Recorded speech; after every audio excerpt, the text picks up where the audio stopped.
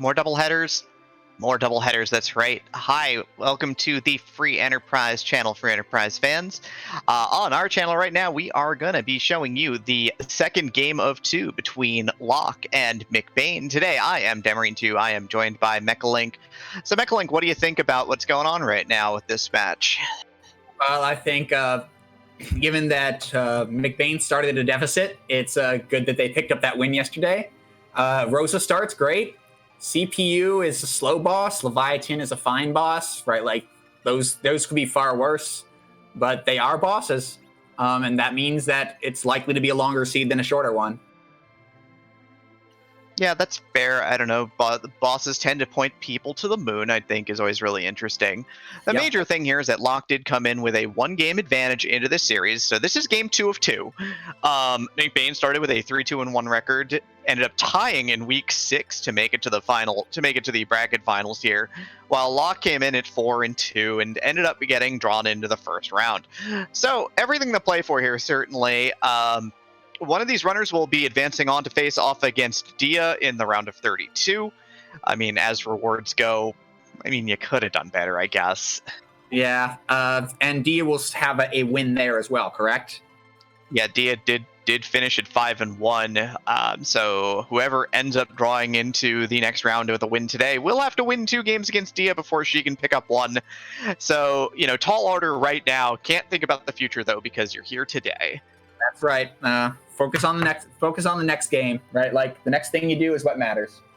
But yeah, this is going to be a good one. Yesterday's race was a tight one, a good foot race, right? Like great to watch. So yeah, I think that this is going to be another like tight race between two players that are, you know, despite the difference in seeds, seem fairly evenly matched yesterday. Yeah, I think you really have to start getting into the upper echelon to get people who are going to be outmatched at this point in time. Like, you know, like there's only a couple names I hear and talk about, all right, these people probably could outmatch me. It's like, it's Dia, it's Dusty, it's Pengu, and that's like the group. And that's it, right? You know, everyone else feels like they're fair game at this point. All right, here we go.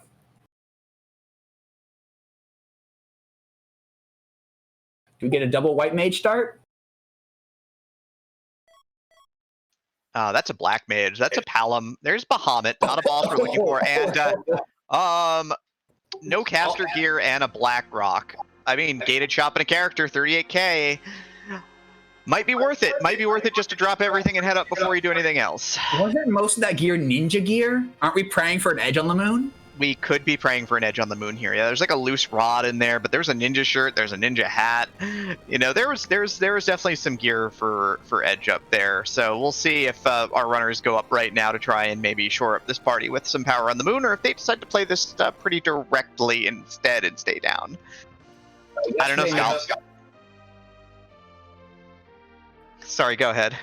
No, I was going to say yesterday McBain went to Eblon to get the gear.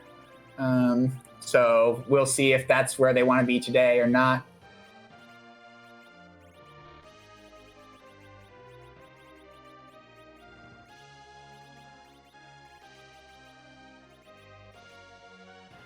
Kane in the inn, guarded by some elements. Nothing interesting in the shop. And McBain's going straight for the Hob spot. That's interesting. The moon check is about the same length as the Hobbs check, dependent upon the boss, of course.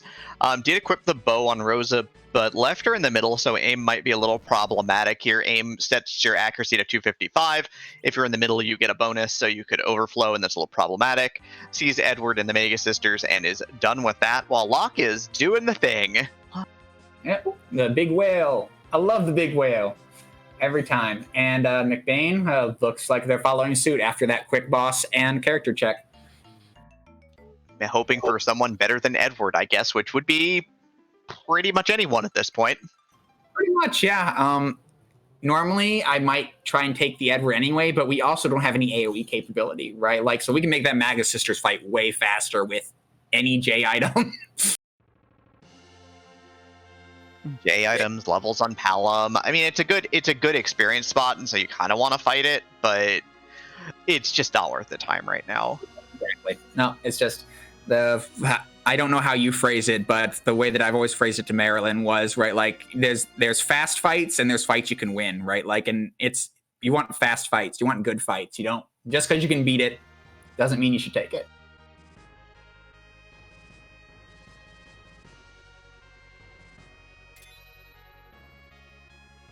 Well, both runners are going to give us our second character check for McBain. First for Locke here, as they're both heading on up, and it's likely they'll also check the shop up here. It is a gated shop, chance for sirens, coffins, any of those nice tier 5 items that runners really kind of want for in these seeds.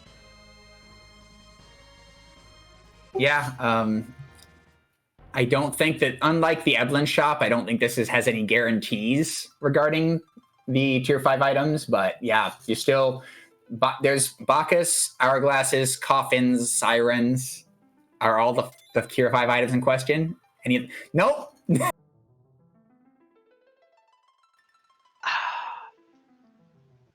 So we've got the bard with the electric moon guitar here, as opposed to the earth bard. But we got a bard. Space bard. It's time for space music. Oh dear. I mean, this Locke doesn't know about Earth Bard yet, so they have yet to be treated to it, and they are going to both check the shop, the Hummingway shop.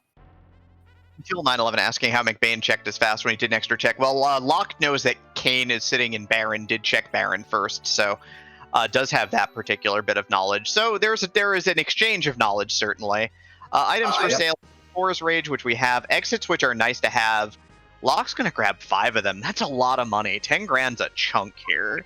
That is a lot of money for exits, especially when, I mean, okay, unless you do Earth, you can exit on Rosa, so I mean, it's not coming to you naturally. But that is a lot of money for exits. Like, there's so many better things you can spend 10K on. I mean, I don't know if there are better things. Everyone's got their preferences. Getting in and out of dungeons does matter. You know, it's a chunk. 10 grand's not a lot when you start on 40K. You've got to be sort of aware of that fact. You do get a bunch of cast infusions on Earth, though. Like, bosses are worth money. You know, like, I guess Locke's banking on Hobbs is like 5K. Dwarf Castle, once you get access to it's 18. These chests aren't bad. They're like about $1,000 a pop. So, like, there's money out there for sure. You're not gonna go broke. It's just, this. It's just like sometimes you gotta be judicious and sometimes you gotta spend it. And I always appreciate when people spend it. I want to see somebody end one of these seeds on 0 gold. That's certainly true. I was thinking of something like an illusion or something, but we see Dark Elf there on the moon and a Silent Staff out of the chest. The Silent Staff is definitely an upgrade for the party we have. Just opts to reset out of it, though. Doesn't want it. It's not that high a priority, apparently, so McBain's not going to take it out of there. Does have boss information, but gives up a little bit of time for that knowledge. But hey, if he has got to come back to the moon, he knows that of bosses that he could be doing, that one is pretty top tier, honestly, in terms of things I want to see on the moon. Half of it's free, and the other half isn't really that damaging.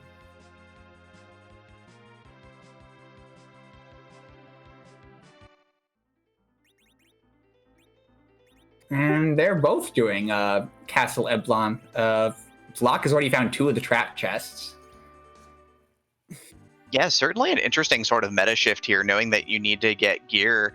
This is one of the best spots on Earth to get equipment. In exchange, of course, the 3 encounter chests will take a party at these levels and turn them to ash, most likely. So, 6 of 1.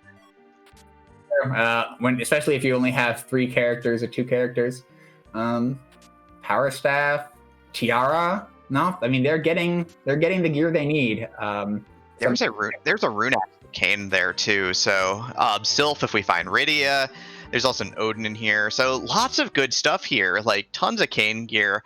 McBain may leave with this bounty here. That was a lot of good stuff. And yeah, he's one and done. Just gonna do right tower and call it a day.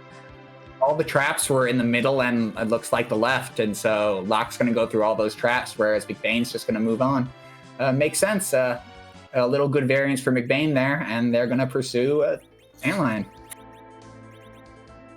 I mean, I think that the other thing, of course, on the flip though, is that he doesn't know that Kane is waiting for him yet either. So he's not like, like he found some gear certainly, and the tiara is going to keep Rosa very well alive. It's just, you got to kind of get through these first couple of fights either way. Very true. Runak's gonna be equipped by 3 people though, so it's we know that Kane's coming, but I mean you know that since there's only 2 characters still burned, right? You can still, eventually that Runak should find a home.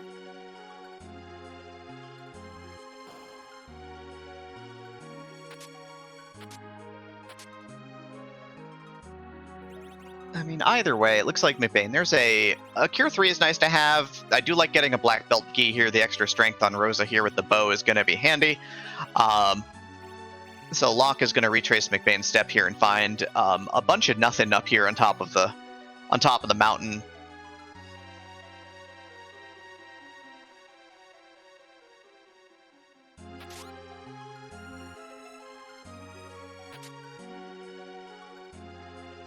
Yeah, both of them going with Rosa in attack mode, which makes a lot of sense. Yeah, it's gonna be bow for Edward. For Locke though, with power staff on Rosa here, does have an extra short bow lying around for Porum or for Palom potentially as well. So gonna get a little bit of gear on him. A lot of menuing here early on, trying to get everything set up for whatever may come. Speaking of things that are here, we've got our first boss from a location here that is Vigen.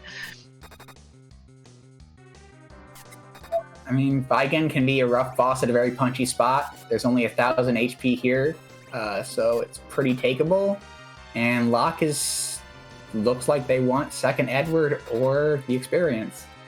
Yeah, can't get second Edward. We are on no duplicate characters for the bracket flags, so you don't get 2 Edwards. You only get the 1. He's looking at that Stardust though, looking maybe to cash it out for Palom experience here. Oh, not gonna have Edward cash it out because he's really dead. Yep. No, I mean, getting Palom those first levels gets them to level 2 spells, which is a huge damage increase in the overworld. Yep, Rosa with the Stardust queued up here. Palom is dead, and that's not ideal, honestly. I don't think that Stardust does quite the damage, but it might. We'll see. That clears it, but not getting the XP where we want, and McBain is through and gets half an objective.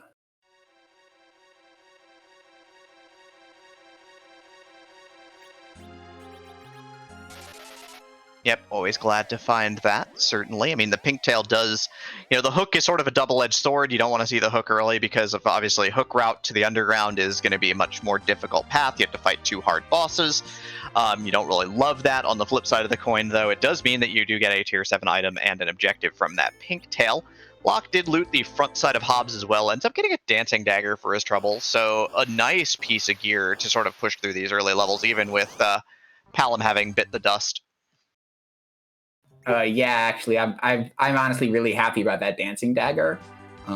Whether it's on Palom for one fight to get them levels or on Edward for a good long time, because short bows and archers aren't really that great a bow set to begin with. Yeah, McBain giving us the boss checks here. Waterfall was Plague, so resets out. No need to fight that. Mist Cave is Leviathan. I guess we're not resetting out of this one, though. No, that is an objective. Yeah, so big wave, some ice 2s, but our ice 2 is first. It's not lit 2. Leviathan is 4x weak to lightning, but this spot doesn't have a ton of health, obviously. It is the very first boss spot in the game. There we go. That lit 1 was not quite enough, sadly, but still enough to get fire to. Meanwhile, Locke is pursuing the antlion check, and we'll get their pink tail hopefully shortly. Dancing dagger on the kid. Catclaw here in Mist Cave in case Yang shows up. +5 strength and very high accuracy. And a loose white spear there too. Well, we know Kane is waiting for him. He doesn't quite know that yet, but I'm sure that he will be, what's the word I'm looking for? Oh yeah, pleased. Please, sounds good. No, I was thinking that maybe they were angling their way down to Baron, but it looks like they're going to do the slightly easier Fabul check. Some shops we haven't seen as well here. Fabul also very usefully gives you a full heal, so if your party's banged up a little bit, you can kind of pop in here and decide to quickly get a full heal as well. You get one before the fight, and you get one after the fight, so it rules. It's just a great way to kind of use your time. Certainly, sure. Especially when we don't have the resources. Mute Dagger. That could be a nice pickup. Mute Daggers give a bonus to Wisdom, and they takes care of mages, so works on both sides for the mage characters. Mute Knife might be one of my favorite shop buys in these flags, honestly. I mean, like I said, it works on both sides, right? Like, and there are some grind enemies and some bosses that do not want to see a Mute Knife in your hand. Oof.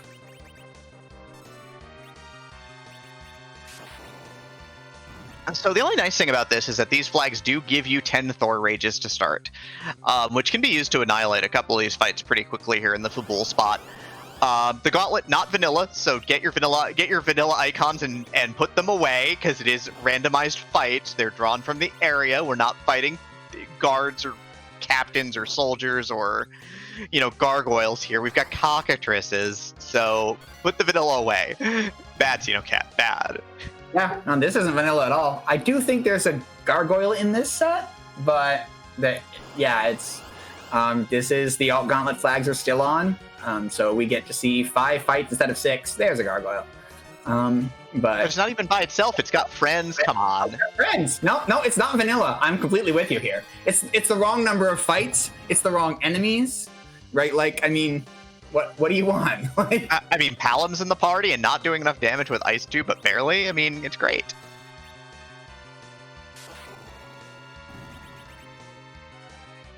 Discuss in the comments if this is vanilla or not.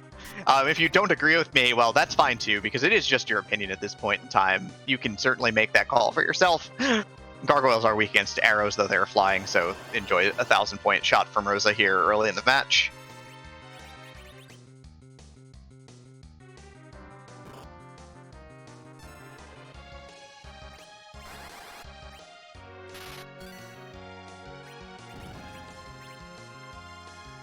Alright, and Locke following up with the overworld checks.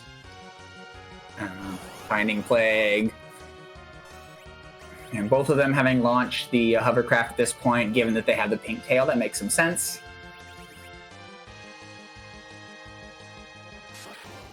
Locke also headed directly to Fabul to take on what will be this gauntlet. I mean, the last fight, the Sword Rat Needler fight, is actually kind of nasty. The Needlers hit pretty hard. Especially once the sword rats are gone, but if you can get them all down at one time like that, it makes life a lot easier. Yeah, it's true. Soft! Free soft!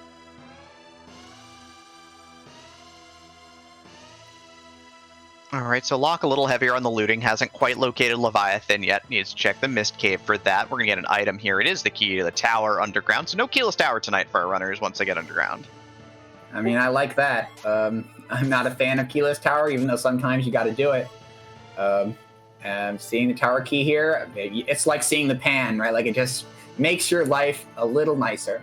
You feel a little better about what's going on. Yep, Locke also knows what's going on with this fight, though. Gonna cash out some items, probably cast some level 2 spells with Palam. Get to Cure 1. That's kind of useless, but hey, we'll take it. Hey, now Edward can use his heal command now, right?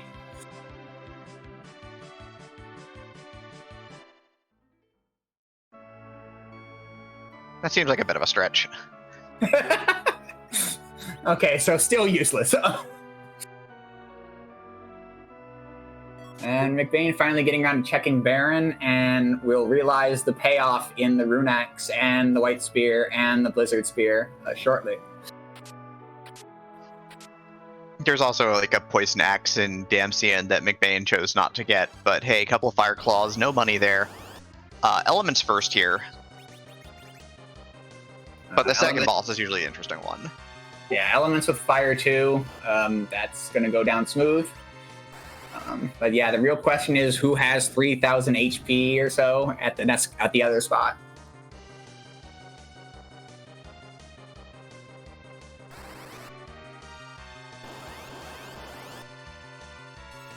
Uh-oh. It's fine. We have like half a dozen Star Veils. It's fine. And the high doesn't get off. Ugh.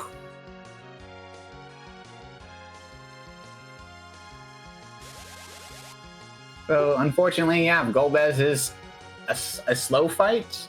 Magic here is not great, right? So, you're probably fine as long as you can get a Star Veil going. Being able to hide Edward would have meant that everybody would have stayed up, which is nice. But that's not what's happening here.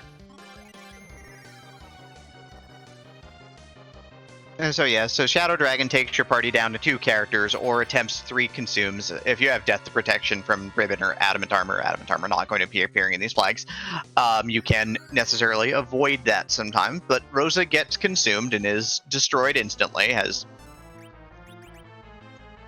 leaving Palom and Edward here. The agility in this spot is incredibly low, but it's still going to be a 50-50. Edward gets blasted here. But Palom being your surviving character is kind of the best option for Golbez, because Golbez is weak against Fire and Holy Elemental. You don't have any access to Holy Elemental right now, but I heard Palom casts a Mean Fire too. Yeah, no, that is the ideal of winning the coin flip with the right character.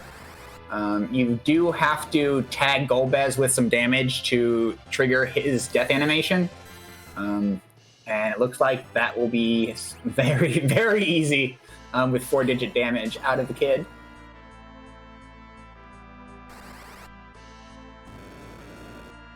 Since there's no XP at this spot, the fact that 2 of the characters are down doesn't really matter anyway. Yeah, 1 more Fire 2 from Palom will do the deed here. So no sweat. Oh wait, now we're sweating. Okay, we're not sweating anymore.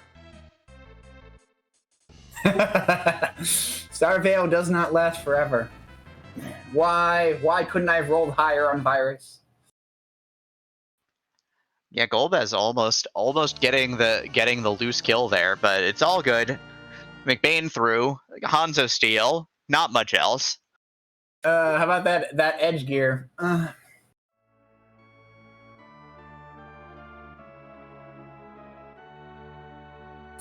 Which means that unless Demist is on the mountain, that the ordeal spot is the chain to follow to get underground. At least the safe chain.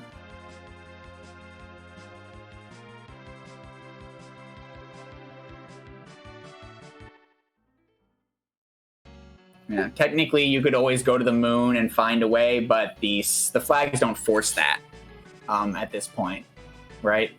They do not. We do not have the unsafe flag on for that, so there is assured to be routing to the underground on Earth, not blocked by Volvolus or a couple of other really terrifying bosses.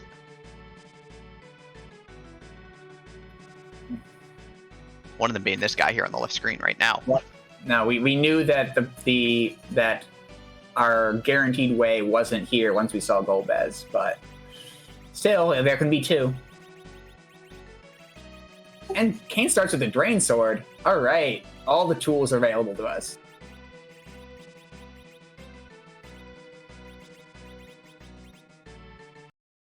The only tough thing here for Locke is Locke put up walls early in the fight through 2 Star Veils before the paralysis. That event takes a hot minute to get through. Those white arrows are not holy enough, but you're right. Like, the Star Veils are going to come down sooner on his side. Wrong fiend. I got not so.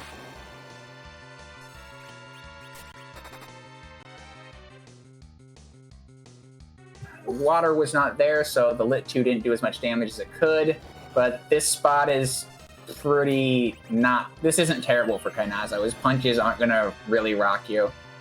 So Karak is asking if Kane is or is not back row glitch. Well, we don't have Dwarfax, so no, Kane is not back row glitched, but just gonna use the white spear as a use item, which casts a mid damage white cast instead.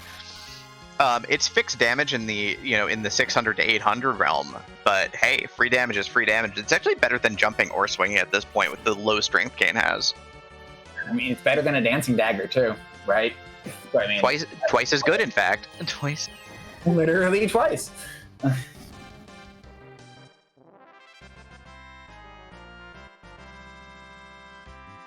So for all you give Kane MP stands, well, there you go. There. And downing Edward on purpose, so possibly setting up the agility anchor situation early-ish.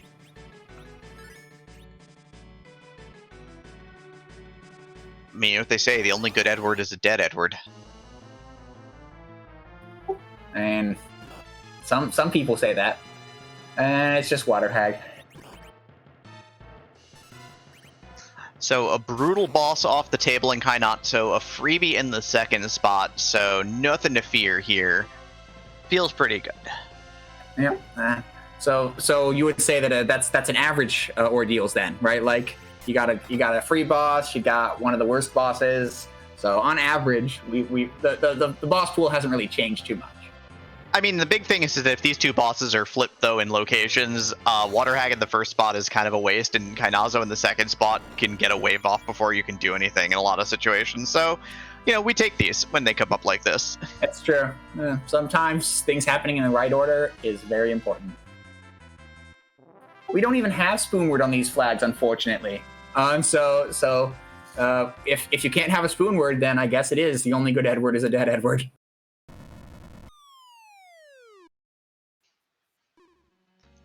Yeah, we don't even get the glassest of cannon. He's here. So we've got Locke. Locke, the big thing for him at this point is he does not have that white spear, but he's got Kane in the front.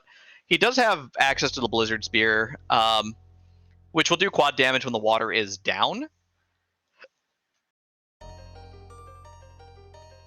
Yep, using the notice, same reason.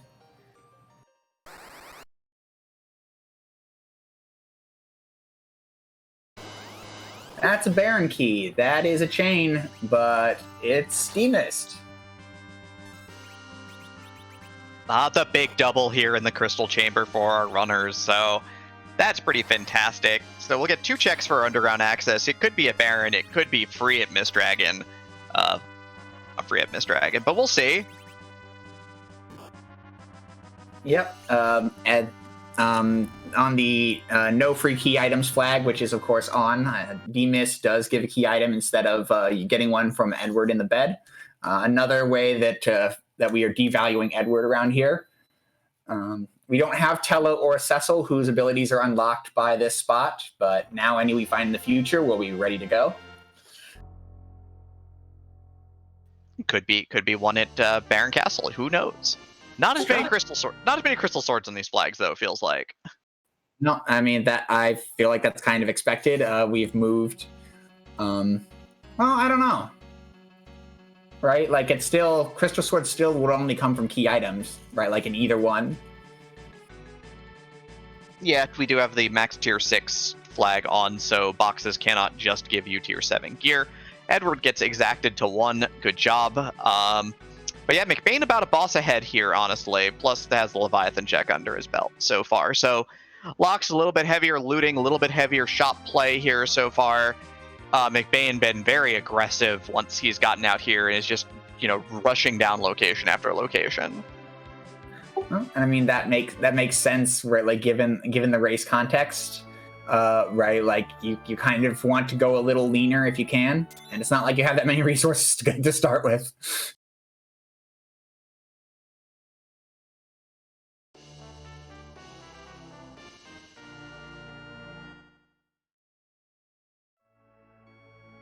That is just a shiny, difficult to find rock, which is another half an objective, but not the way underground. I mean, super useful though. Like that's real good. It's just. Did you want underground access there? Did you want to see a hook? I mean, doing Baron's just fine here anyway. I feel like doing Baron here would have been potentially the play if that were the hook anyway. So probably not a big deal that it's the adamant. Other than yay adamant. I agree with that actually. That like if that was hook, I think you'd probably still do Baron. You want the 5th character, right? Among other things. I mean, even with 3 possible duplicates, we've already located 1 since we've seen 2 Edwards, but I think character checks are just really strong in these flags again. It's just the threat of Fu existing, alone tends to just raise the value of character checks. Yeah. We also have enough gear for Cecil and Edge on tap that if either of those two showed up, they would immediately contribute.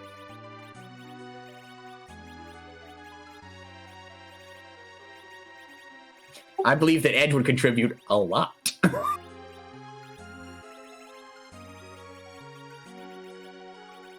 Like, Edge even gives you good utility, like if we can't find sirens or if we just don't have the money to spend on sirens, we can just dump our money on coffins and steal sirens. Edge is grand on these flags, it's just whether he shows up or not.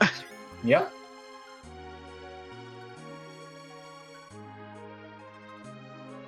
All right, so safety save and some organization for McBain before heading into Baron Castle.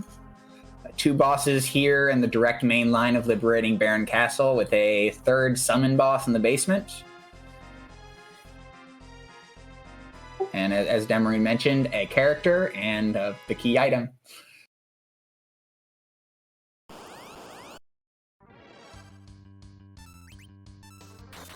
Locke is finally through ordeals and is headed somewhere. Is it mist? Looks like mist. Yep. So gonna get their shiny rock.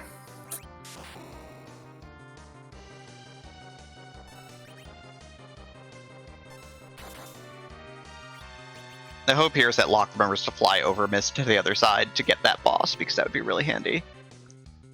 Yep, definitely. I don't want to. With this many with two boss hunts, I feel like you definitely want to check the overworld boss spots. And it looks like they're just going to walk it out and do that. So they will be rewarded for that in a short moment. Yep, 1 Star Veil cashed out here for McBain. So we've seen a bunch of Star Veil cash outs already. Most of the Star Available bosses other than Wyvern have been spotted. Wyvern still at large. Yep. Asura's still at large too. That's another boss that likes to eat your Star Veils if you don't have wall yet.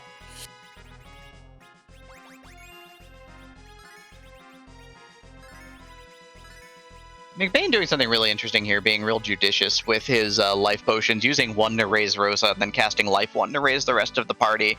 So kind of a combo use of items and magic. Nice to have the handful of life potions for non-white mages to raise or possibly get life glitches on fights. So I kind of like seeing that. It's a good understanding of not wanting to go into shops. Wrong fiend. It's fine. It's Rubicon. We love the leg. It's true. Get your legs out. We have a Blizzard Spear, so we should be fine with Cane action.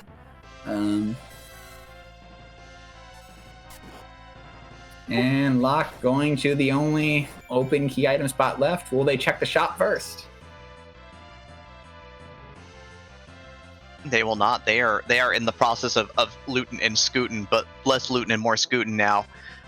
Okay, maybe a little more looting. They find a Charm Claw. Well, that's not great. Not great. And McBain quickly through with that Blizzard Spear, and we will see what the character is.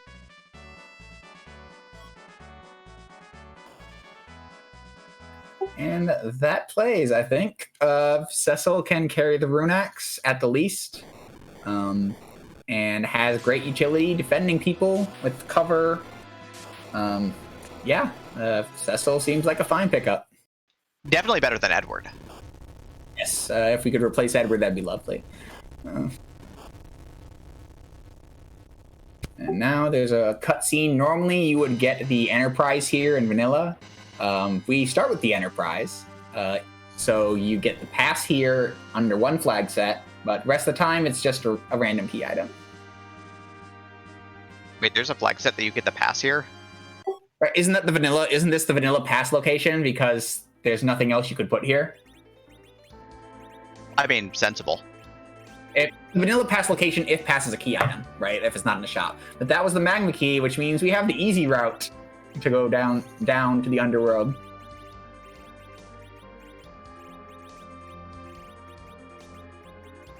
Gundam Pilot Spaz asking how much does it cost to start with the Enterprise? Well, it costs you $9.95 an hour.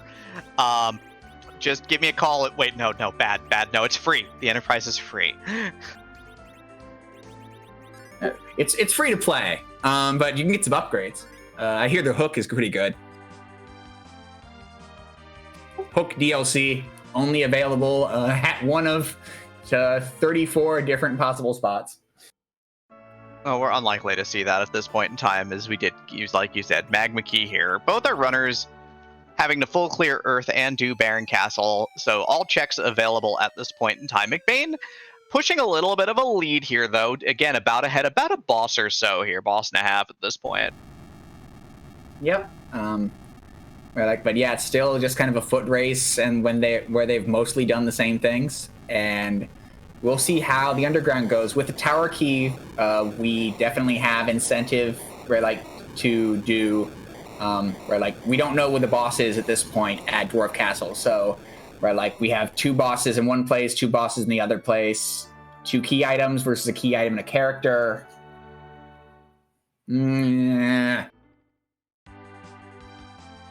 I don't know if Locke cashed out a Star Veil, though. He does not need to. Damage races Bahamut down before the explosion, so no fire from the sky here. Just to clear, Virus got, and Locke will be on to Rubicon in a moment. On this flag set, not having used Star Veil is a pretty reasonable win, all things considered. Star Veils are 3k. That's an exit and a half.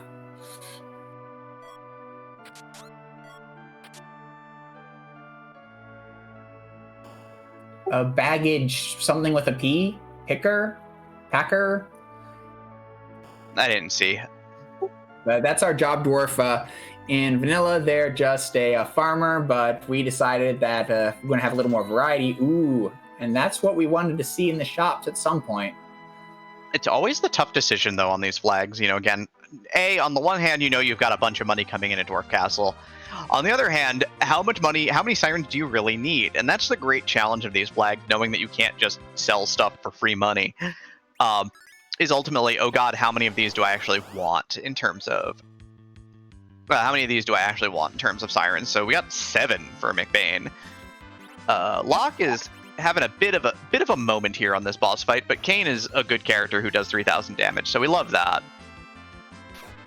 Yeah, the order of actions just didn't quite line up as well, I guess, but Kane's going to get the job done pretty easily, I think.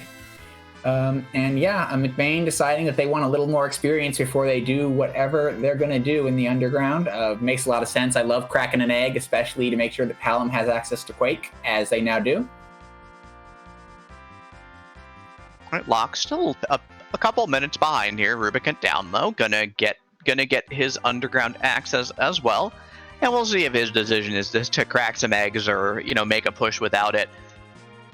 But the Cecil, of course, you definitely want to put some levels on as well. Starts at level 1. The first egg puts him in the in the high teens, so that could be really handy. Or sorry, low 20s, 22 to be exact. Low 20s without a slingshot? Wow. Yep, just straight up 21 levels from that first egg. We're going in the back route. There's an extra couple of chests to check this direction. I don't see it a lot. Yeah, there's extra 3 chests here that you really can't get efficiently any other way. Not very good chests in this case, but it is an option that's available to runners. Not very good chests most of the time, the story of these flags. Fair point. We are in the underworld, though, so under the T-Pro rating, things should start to be getting a little better. Seems pretty bad still, the story of being underground. It's true. And yeah, you mentioned the fact that how many sirens do you really need? That's a lot of that is because a lot of the things you really want also cost a ton. For example, these Cure 3s, excellent tools against Zeromus, against various places. Having a Cure 3 can allow you to save the character that would otherwise die, but they are not cheap either. And McBain going with Cure 2s instead. Technically, what you can do is you can toggle on encounters on the moon, which is a place that you can go, and you can just get encounters on the moon instead.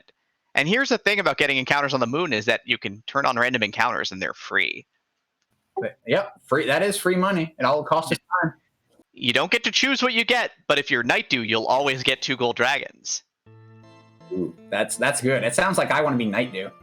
But this is Pain Man in the Cal Cabrera spot.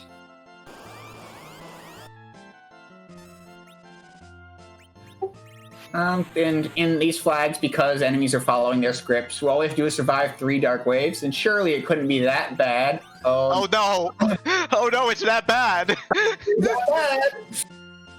Cecil will get through. Everybody else is probably gonna get mulched here, though. Rose has got an outside chance? Nope. Nope. It's Not even. No, not even close. That should have been a life potion if you wanted Rosa. All right, so we're going into the second fight with Cecil at 267. It's fine. It's fine.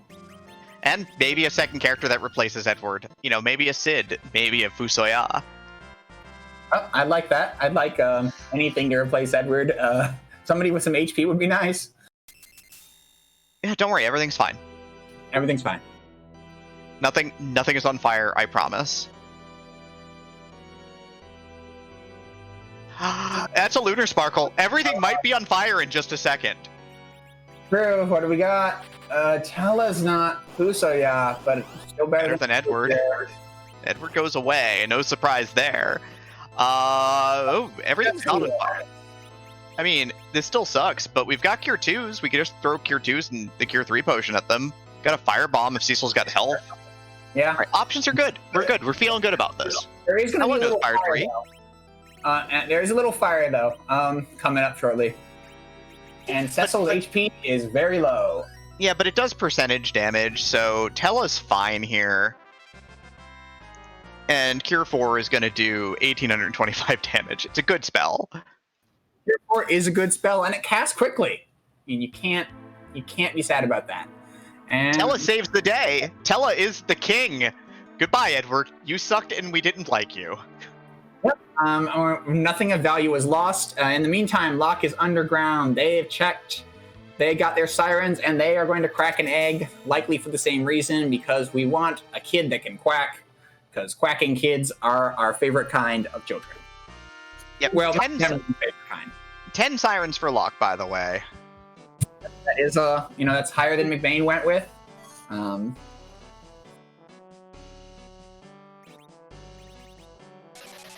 womp. It's a Dragoon helmet, which you can put on. You can put that on Cecil. It's fine, or Kane. It's fine, but it's not exciting. The exciting thing is we got Tella, though. It's good that McBain remembered to exit there, because if you walk out the front gate, you have to walk all the way back around. So it's good that McBain remembered where they entered in.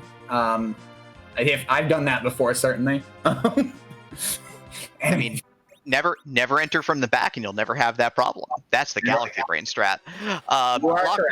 Locke burns a couple of bluffs, rotates through the turns a little bit, gets a bunch of levels on his party, though. It does get Quake on Quake Kid, does get Cecil to 22. Happy as he can be, is headed now to Dwarf Castle as well.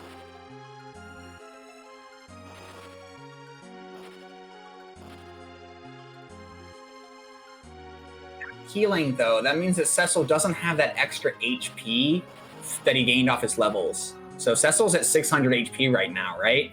Like, that's a little more dangerous. I mean, Cecil would get 2-shot from 600, so you have to be a little aware of that fact. And in the Feymarch free chest, we will find a Sand Ruby. We have not peeked that yet. A mystery character awaits our runners if they so choose.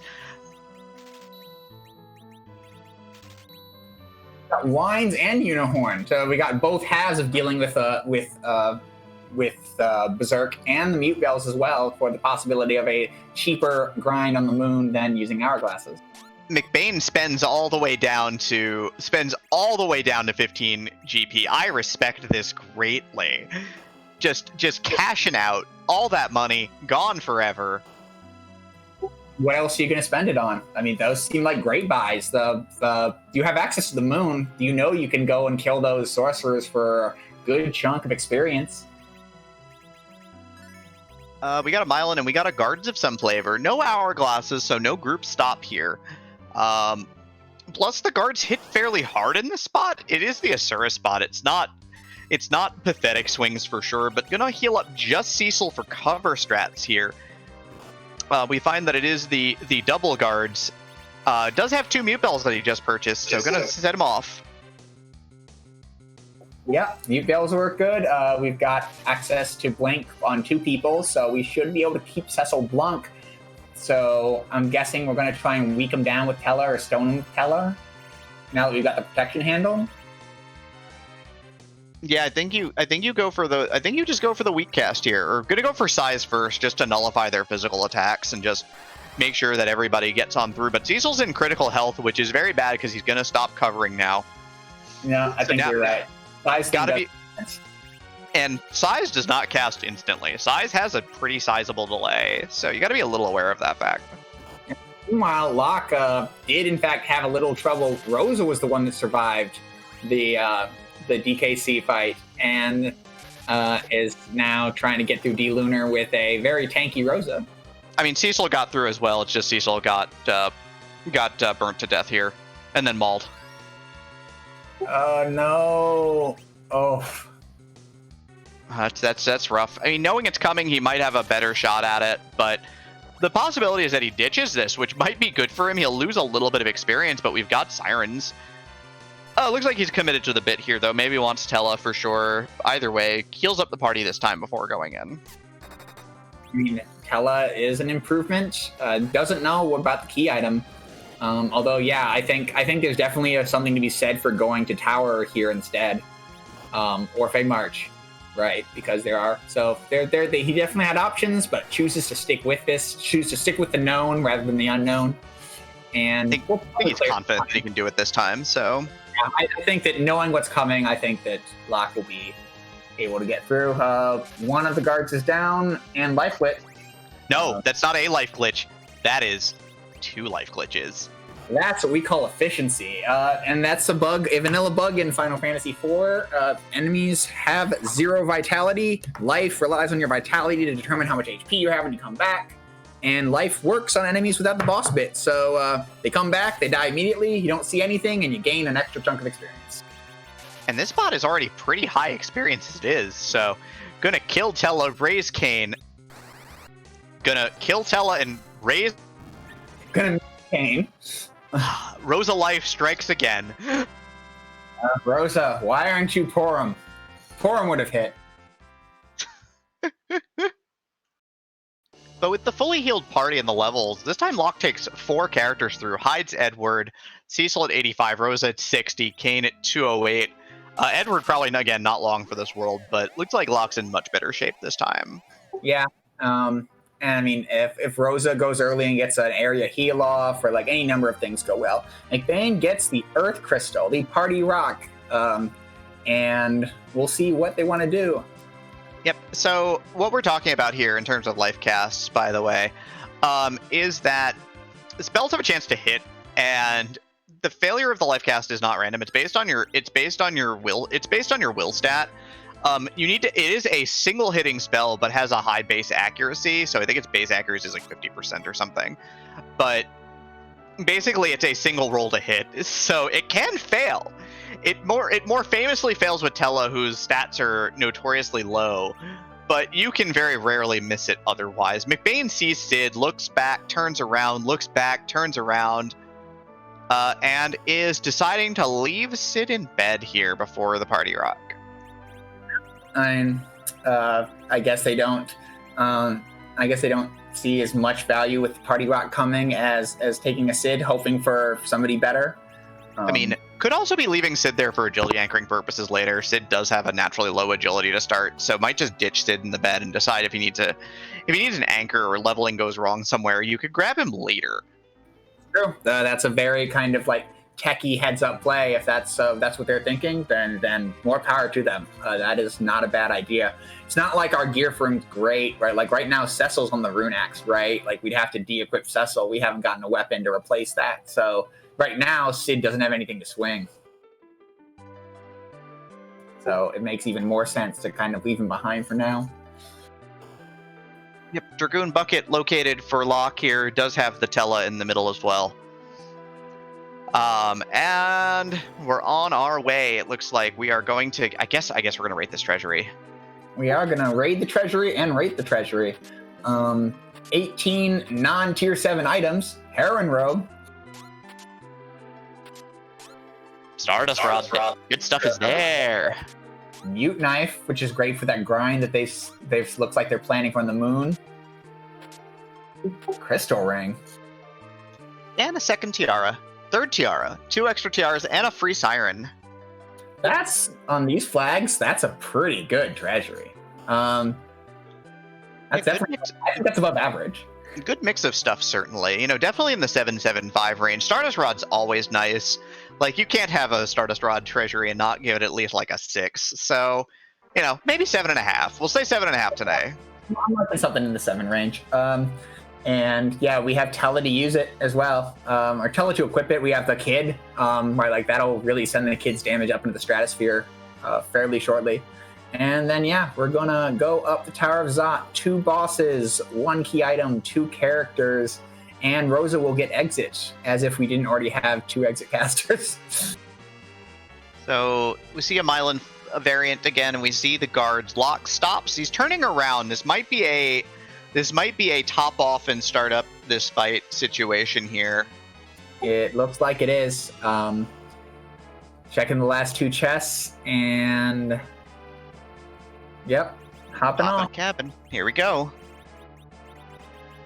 So we know Locke is going to get an Earth Crystal from this. Again, just lagging, just losing a little bit of time here and a little bit of time there, and just slipping behind and slipping behind. It's not that he's playing poorly. It's just McBain is just a little sharper on everything in that indescribable way that you can be some days. And I mean, we still don't know what's going to get us where we need to go, right? Like, we still have half of 2 objectives, right? Like, we haven't seen CPU. So it's entirely possible that while they're both on the same path and Locke's a little behind on it, if Locke goes tower, like, Locke could suddenly jump ahead in terms of progress, or this Wyvern could kill somebody. Oh, it's just Paladin. Wrong dragon.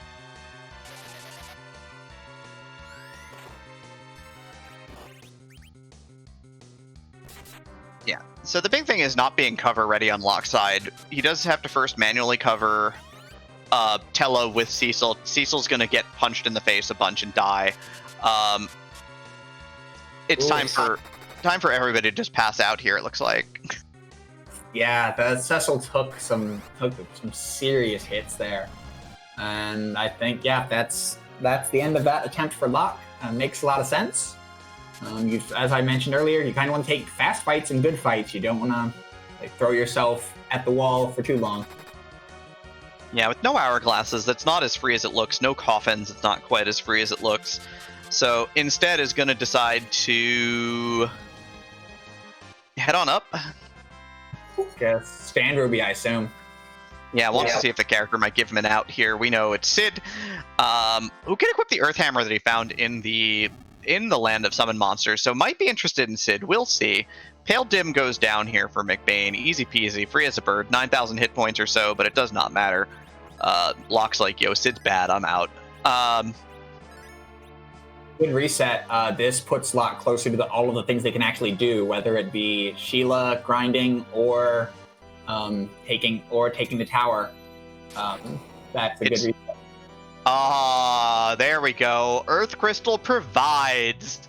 Did you want an edge this seed? You got a ninja shirt. You got a longsword. You got a Masamune. I definitely wanted an edge this seed, so I would be very hyped to see this. And yeah, this is great. And I don't really think we need Tella. Like, I feel like Tella's going away. Hey, you want to pour him? Best white mage in the game. Definitely better than Edward. Like, come on. It couldn't be much better up here. This is a solid tower. You got one of the restricted characters and another white mage. We'll see what's happening here. Yep, Tella's gone. And Porum's gone. Those were Medusa arrows. You wanted to keep those, right? Nah. You got instant death magic. It's fine. You're fine. You've got instant death magic and edge. That's what I'm thinking. You have instant death magic, and by magic I mean swords, and by instant I mean swords.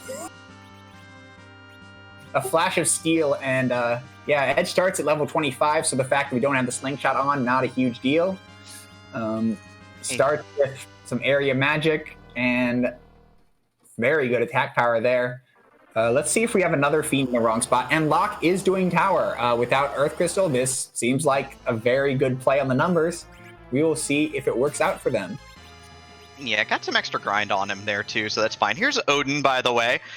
We do have... I guess we've got Edge and Lit 2. This is going to be probably just fine. Yeah. I mean, the spot's fast. If you didn't have the damage, it could be really dangerous, but I feel like we do, in fact, have the damage. And the Thunderclaw, that will hurt. Actually, that will hurt a lot. Quad damage on the Masamune, that's going to do the business. Odin's about to have a very, very bad day. 1260, because Edge has no strength here yet, but still about to have a very bad day. Some viruses, Cecil's zerked up. That virus hit for a solid 2k, because thank goodness for the Stardust Rod. Easy fight as well. Party really starting to hit its stride here. Cecil and Edge, Rosa is your white mage, got Kane. Right, triple brawler, one white mage. We have Bacchus Wine on deck. Palom's here to help you sweep up the moon if there's anything you need a black mage for. This party is coming together nicely. And Locke does head all the way up to the top, finding Antlion and revealing that there is a moon boss at the Rubicante spot. Antlion at this spot, fast, but probably okay. The big thing is it won't hit very hard, so you've got plenty of time to set up and do your thing. So it shouldn't really be a concern. It's just long. Rat Tail for McBain. Still no hook, though, so not any immediate help, but it could be help later. Also, Tell is dead. Very dead. And so that leaves for checks of the tower and Sheila 1, right? And the Odin spot, which is what McBain is doing now. And then the other spot, the Leviathan spot, where there's a Mylon of some flavor. Hey, you know where there's 7 different checks potentially? 7 different checks. 7, that's a lot. Where could that magical place possibly be? It's up on the moon. The moon, that's right. We haven't done anything on the moon except take a character, look at the shop, and one of them peeked at the boss. We have plenty of options. We have sirens. Somebody bought mute bells. We can definitely get some levels, but these two are committed to the earth, and it's Calcabrina is the former king of Baron today. This falls down to Quake pretty straightforward, so center Palom with Crystal Ring will do the honors here. Yep, the HP gets divided 7 ways because of the big doll. Not evenly, but that means that this spot's HP is going to be more than low enough for Quake to do basically everything you need it to. And on the other side, Locke's having Quake do everything that he needs it to against Antlion. Antlion counters fight commands with counters and does not counter anything else. Just a longsword from Odin's spot. They must have left it there. Doesn't even care about the experience. Just resets out.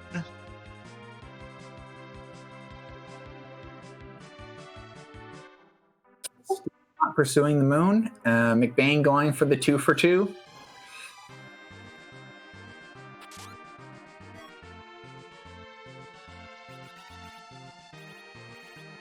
Oh, hey, a full moon.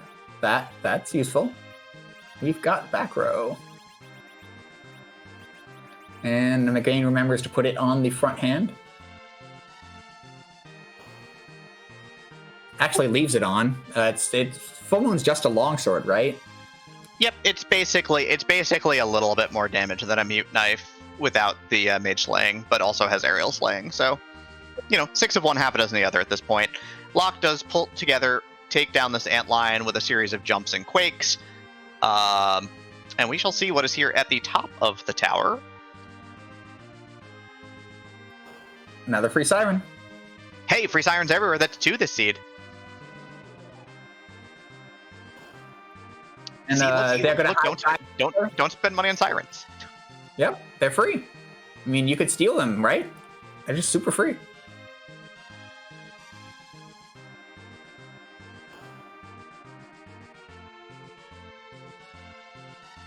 And so Locke is going to check the tower key position as McBain learns the information about the top of the tower. Yeah, the trouble spot here for Locke is that McBain is up the Earth Crystal and the Rat Tail in terms of key items, having completed Zot at this point in time, having gotten that kill on the boss in the lunar subterrane. The other thing is that we are starting to run out of Earth checks otherwise as well. We do have the Darkness Crystal well in hand, but, you know, there is that Mylan variant down at the bottom that has not been touched. Locke's got both bosses. Sheila 1's still out there. No Pan yet located, so things are starting to get a little thin down here for our runners.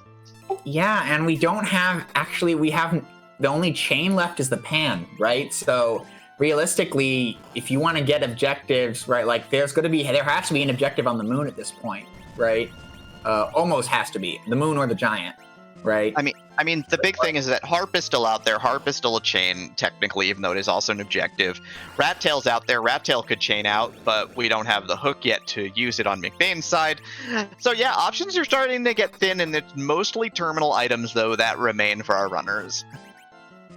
I mean, it's still possible that it's all on Earth, but the odds are changing. And let's see if the tower key pays out. We've had the tower key for a while now.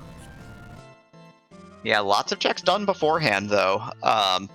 Locke will be this is the first objective Locke has completed first this seed in terms of things, which is the tower. It is a chain out item. It is the key to the sealed cave, Luca key in hand.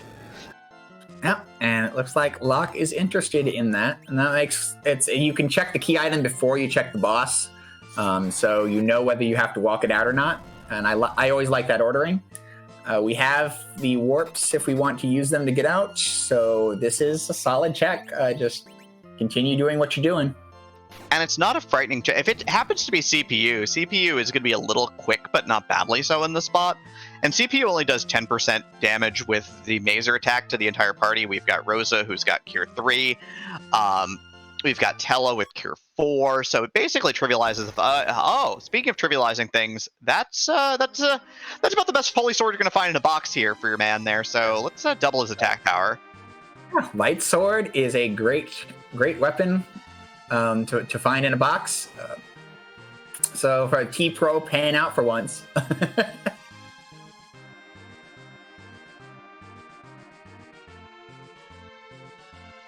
Okay, Poison Claw less paying out. And McBain, of course, following up by taking out the tentacles that are wrapped around the controls of the Cannon of Babel.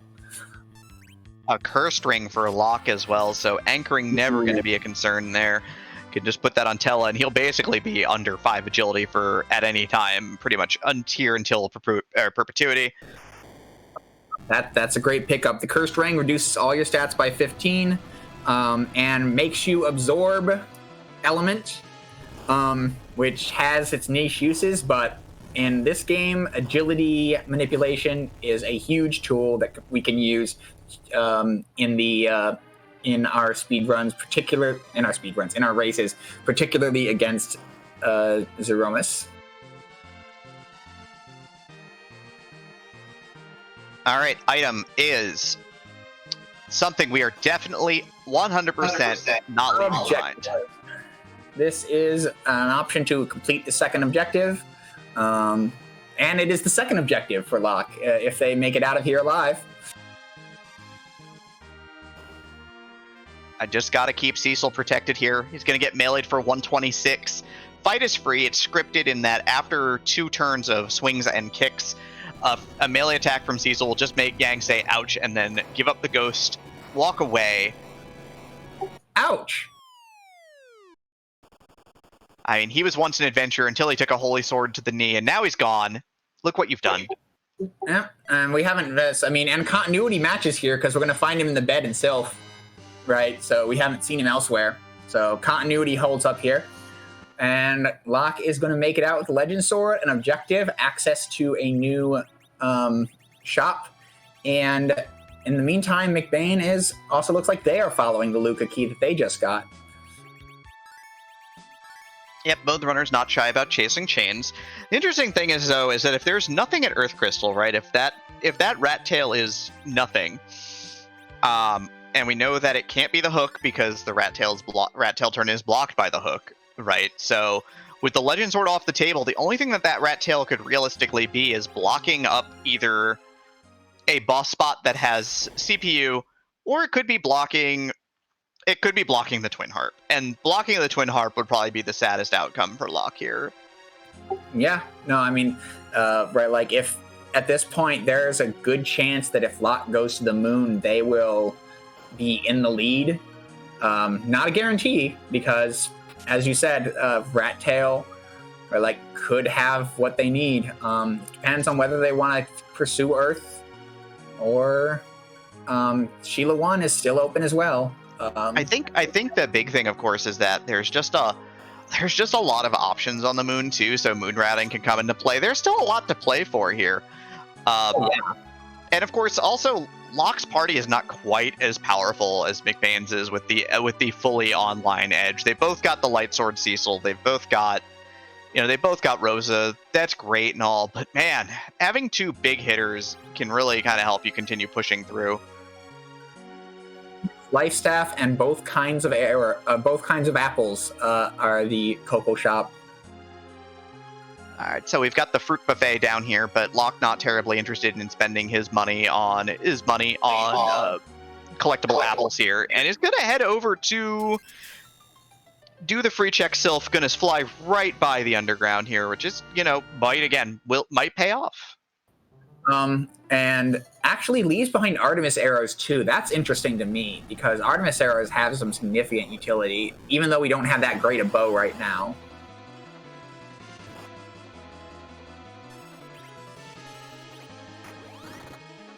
McBain going to fight against Karate, while Locke is going to go visit Karate. I think the big thing though is that Artemis arrows cost 500 gold apiece, right? Like, yeah, right. That is pretty expensive. They're bespoke, handcrafted by a goddess. I mean, you can't really put a price on that. You only need one, right? No, you need a lot more than one. But we've got Weak already. If we've got Tella, so we can grind pretty easily. It's not a big deal. I mean, I thought that's what Berserk was for, so you only need one. Yeah, but Rosa could die, and that would be bad, and then your arrow would break. That's true. That would be rough. All right, and McBain succeeds and is working out while Locke checks this. This is another check that McBain hasn't done.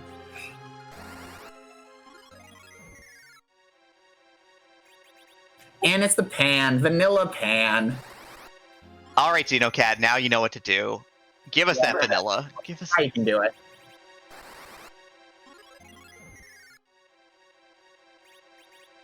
So, I mean, you probably chase this.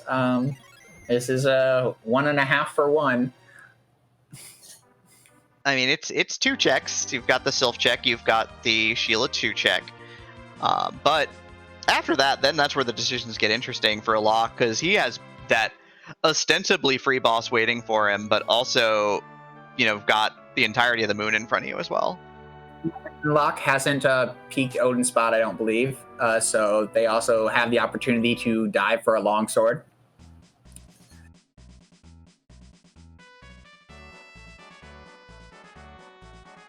Yeah, so Locke, we'll see if Locke is interested in gambling the moon here, interested in giving up on the ground here, or if he's going to retrace McBain's steps. And I mean, he's technically in the lead at this point. Like, from a certain technical standpoint, you could say that he is ahead if he decides to gamble.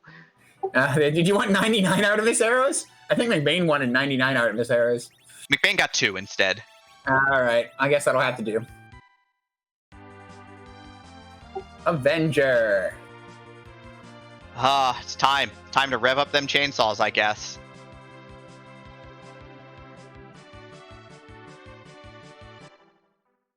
Ooh. Certainly one of the more beatable fights down here.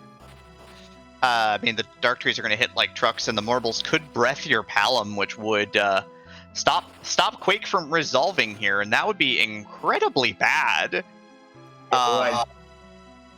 Gets through the 50-50 just fine, though. Or, well, as close to a 50-50 as you're going to get. Quakes the boys. Down they go. 66,000 experience points later. 10 key item boost online.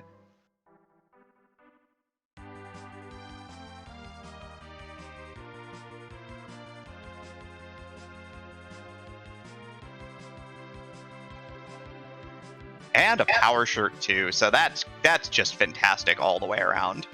Yeah, power shirt. We definitely were a little light on body slot enhancement items for the melee fighters, so that definitely boosts us along with that Avenger. McBain following this same Sheila chain, and likely to do exactly what Locke did, minus the chest fights. But Locke is going to get to see the returning of the pan first.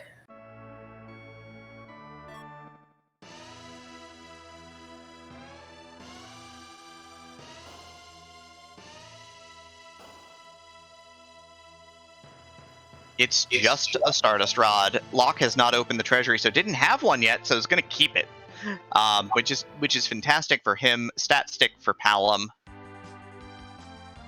But that means that the decision time has arrived. There are 3 summon bosses and the moon. No matter where you go, there is the sound of a chainsaw revving gently in the distance. Does it sound like a Avenger? It sure does.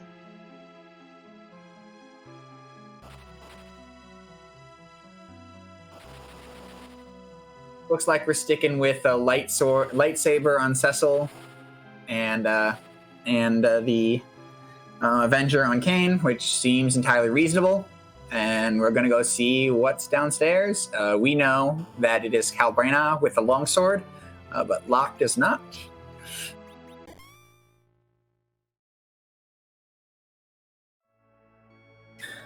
This is, again, where as opposed to Feymarch, which Locke has already gone down to, peeked at, had a little tussle with, where this is new knowledge for Locke, along with more chests. So it's definitely kind of a slightly higher value, where play for Locke, I think, to check out Odin here. It also makes it easier to go to the moon or cash in the pink tail if it's a hook. Right, so from a routing perspective, right, this is this has some advantages over what looks like a straighter 2-for-1 for Locke in Feymarch. Yep, so McBain is going to go ahead and see that there is a Stardust Rod here. And then he sort of reaches a fork point as well. An interesting one, though, for him is that you've got one boss left in the underground and you've got the moon in front of you and nothing else to do now. Right, and the calculus there feels much more like McBain is going to be going to the moon in a second, and McBain doesn't need a second Stardust Rod. Nothing for you, Tella. Sorry. Locke, wait. The underground, easy. And that means that they want to finish clearing out the Earth. No gamblers today, it looks like. No one headed to the moon at this point. Locke sees this longsword. Calbrena's gives you penalized experience because it's only technically half the fight. But he is going to turn around and I think, not reset. He's walking this out. Yeah, maybe he got one of the things. Maybe one of the things that he looted is something he wants to keep as well, because he did a little extra looting on the way in. But yeah, and in the meantime, McBain that has also apparently wants to loot a little more and is going to find out which flavor of Mylon is at the Leviathan spot. One of the Mylons is definitely far worse than the other there, and neither of them peaked. Yeah, and Locke is doing the same. Locke is going to also head down to the march. Know that he's going to get an Earth Crystal that has the rat tail behind it. No, he's stopping to grind. Maybe this is a pre-moon grind? I'm hopeful. I do like the moon. I would love to see one of them go for it, but as you say, right, people feel like the moon's a gamble, and right, for the thing that is strange to me here. It's just that, remember, all secondary spots, which is all moon spots and all summon spots, are the slightly lower odds plays, right? So it's not as if being on Earth is good, right? Or is it? I don't know. Everyone's got their own mentality on that. People don't like to leave stones unturned potentially. They feel like they can get through these checks faster. There's a lot of thought process that goes into it. But you definitely see people do the same thing on the moon, where they don't want to leave behind right, like a spot on the moon, even though they've got like 4 spots on the Earth for the same reason, right? Because then they never have to come back, right? So you're right that like there's something to be said for being able to seal off the possibility rather than having it worry at you. But Locke is going back above ground and does look like they want to see what the moon has in offer. The moon has been open for 72 minutes, and Locke is going to see what its bounty is. So it is time for the Fade March for Locke. McBain is going to give us a look at the last Earth spot before heading up. Locke been a little bit slower than McBain throughout this run. Couple of wipes, couple of bad breaks, but he is the first person to decide to plumb the depths of the moon here, while McBain, I mean, if he gets paid off here, then Locke is in extreme amounts of trouble. A hook or a twin harp here could, lead to disaster. But anything else, right? Locke is a little farther ahead in the foot race. I mean, Locke does have a Holy Sword Cecil here, so is gonna see Dark Elf, and oh yeah, he's here for this. As we kind of side mentioned before, the first half doesn't do that much damage. The second half is not only Holy Weak, but weak, and usually not a problem. Look at those fine Fire 2s and Lit 2s not even hitting half the party. Bahamut Spot has very low magic damage because of the fact that it is Bahamut and it casts Mega Nuke on you during the course of the fight. So, it's okay. Generally, this spot's a little scarier with a punchy boss, right? Yep, highest melee damage in the game on the flip side. So, yeah, Cecil pushes through the first phase quickly, this boss is probably not too long for the world, managing to keep Cecil from getting beaten up due to the weak. And Cecil only hitting for 8k because he's got the budget Holy Sword rather than one of the good ones, but that's all right. Yeah, Kane following up for 2, so their damage actually pretty even if it wasn't for the weakness. So yeah, that is a good amount of damage output, and the reward in K value is okay. Not actually value. Not the value. We did not need a defense sword. 60,000 experience though. Not the worst thing in the world. Everyone loves experience points, that's for sure. And Mylon's body is no longer working, so we will see what's waiting in the other slot in the Fey March. Is Fey March progression for McBain?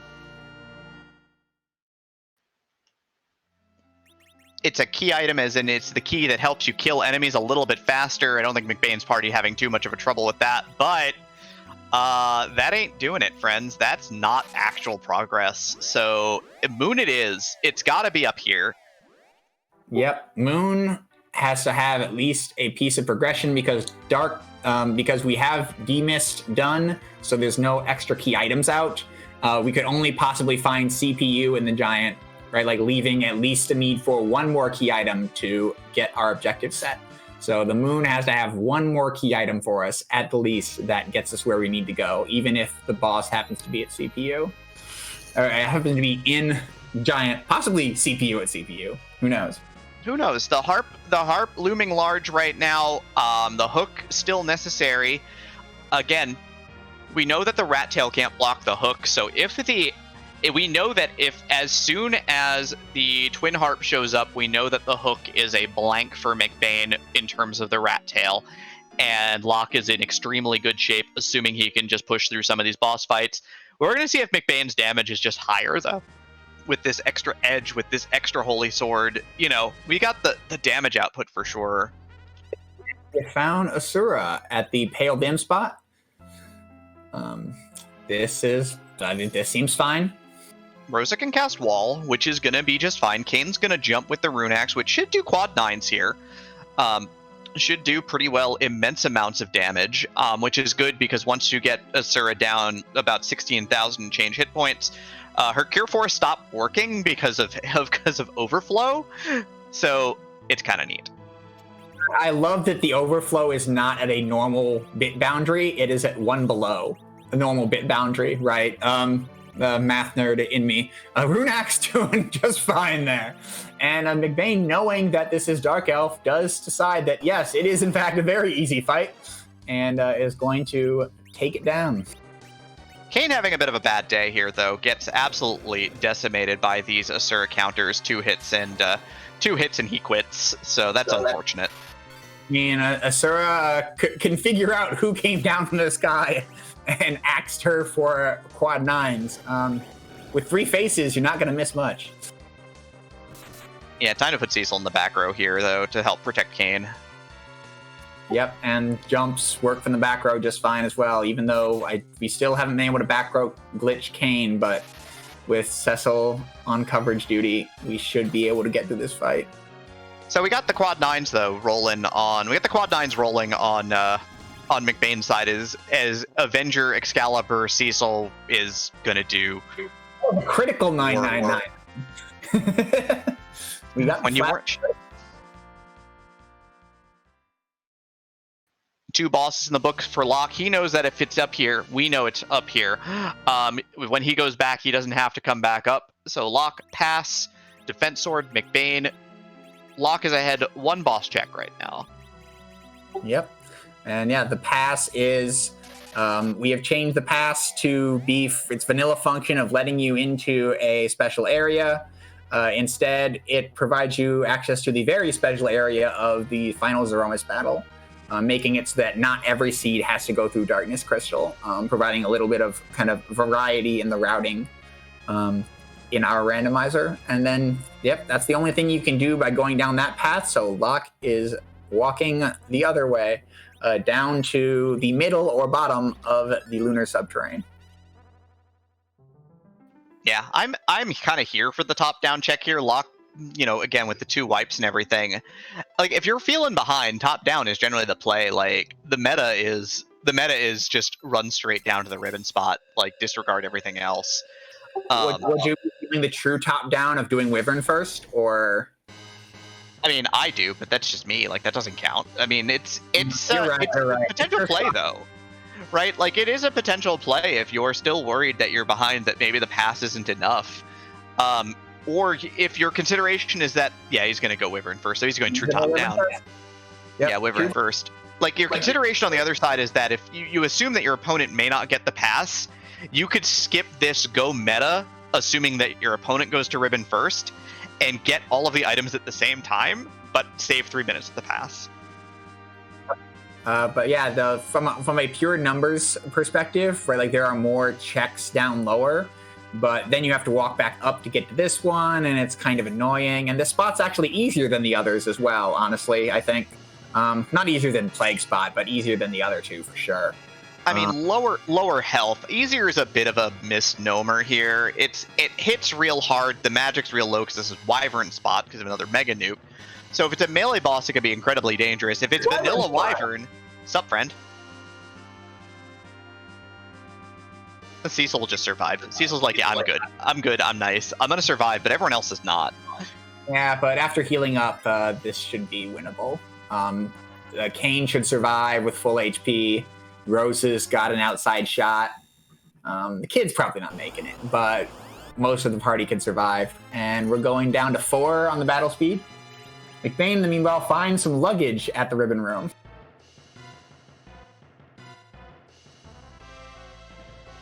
Lugag. Yep, easy peasy, free as a bird, all things considered here. Just needs to kind of get through it.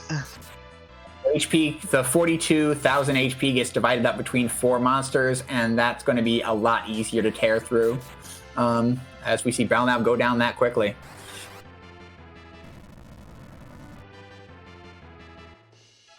Yeah, this time, though, the Mega Nuke hits for about 3k on everybody, so everyone gets disintegrated, except Kane got a Star Veil up, so he's alive. And he's angry now, so we'll see what happens here. It's a lot of hit points to get through still. Oof. Those high rolls And Locke's not interested in trying that anymore. Been done and gone, yep.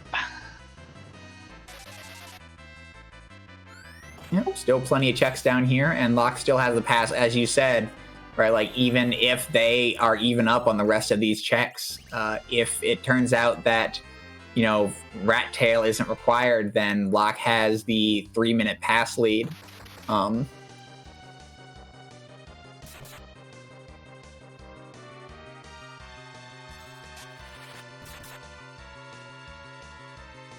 Yeah, who can say, though? There's still a lot to play for here. We've got Locke doing the luggage as well here, so both runners interested in that ribbon spot. 2 checks instead of 1, but lots of health to get through. No, and that's why this being Luge is really nice. Like, this is definitely, I think, a spot where you would like to see Luge in general. Right, like, I mean, not that he's not easy anywhere, but just the HP division. That one, like, the only thing I don't like about this spot is really just its massive HP total. And that's Twin Harp. Twin Harp in the left ribbon chest. Not necessarily enough to go back, it looks like, from McBain. Or maybe they're just saving so they can save scum. I mean, you don't save scum a required check, right? Like, you've got it. If you're going to do it, you do it. You commit, and you decide, if I got to come back, I got to come back. The big thing is that what would it need to be? It would need to be hook or CPU there. There's an argument for I face check the rest of the bosses looking for CPU first, right? I save down here, I don't leave, but I don't fight anything unless it's CPU or like death free. Yeah, no, that's a good point. I think there is definitely an argument for that. You know, take if it's free or CPU, you're in, and if not, you're out. Plague Spot generally doesn't have a ton of HP, so while this isn't a free boss, it's certainly going to be a boss that I think McBain can take quickly. Yep, so Locke taking out the luggage here, got the second half to go. Zerk, Cecil, Excalibur gonna start humming here for McBain. The spot doesn't have a ton of health, which is the nice bit. Yeah. Hits decently hard, but like not exactly afraid of it on back row Cecil with some armor. And that Cecil just didn't take anything from Evil Wall. Anything again. So yeah, no, I think that McBain will make this through just fine.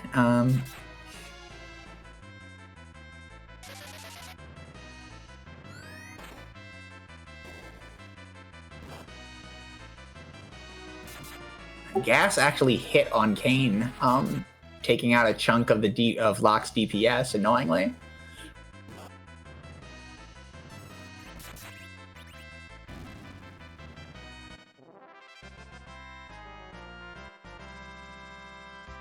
And there's Evil Wall down. Yeah, you can kind of see this extensive DPS advantage that McBain is rocking here for sure. It's just a box. Package is a blank, so nothing doing here. It could be CPU technically, but it's very unlikely. I'm gonna keep it just in case, though. Keeping it and not even bothering to save or heal up.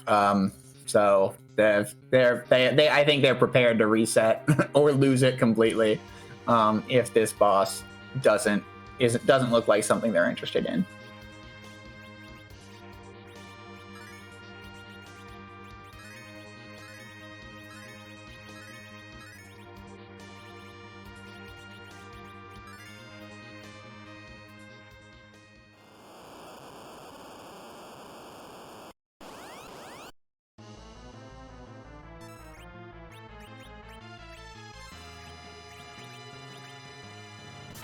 That could be free.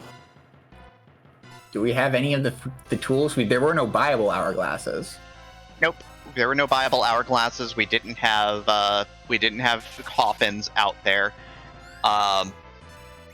We do have Cecil and Kane and Edge, and I guess Palom knows Quake, or I don't know, maybe Stone's online or not, but damage. But Locke reset immediately out of Evil Wall. I think Locke is on the face checking plan. Yeah, and Locke still has Tella. Like, I mean, Tella's been dead, unfortunately, but, you know, could potentially reset, raise Tella, and just try and stone this.